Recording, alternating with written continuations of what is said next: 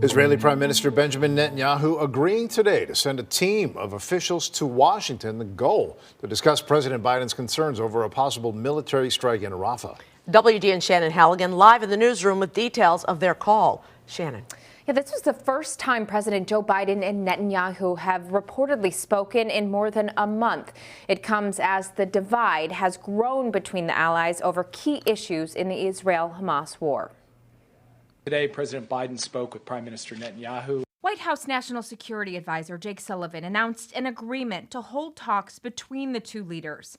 Israeli Prime Minister Benjamin Netanyahu agreed to send a team of top Israeli officials to Washington. This comes following a call with President Joe Biden.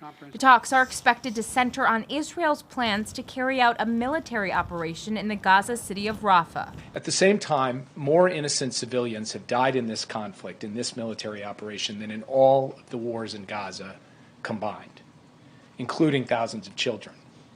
A humanitarian crisis has descended across Gaza, and anarchy reigns in areas that Israel's military has cleared but not stabilized. Last week, comments by Senate Majority Leader Chuck Schumer sparked outrage from Republicans and Israeli officials. I also believe Prime Minister Netanyahu has lost his way by allowing his political survival to take the precedence over the best interests of Israel.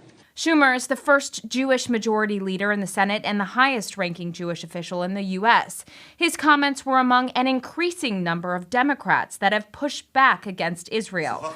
Netanyahu lashed out against American criticism. Over the weekend on CNN, he vowed to continue the military campaign in Rafah. We're going to continue military pressure. This all comes as the United Nations Food Agency issued more dire warnings about the humanitarian crisis in Gaza.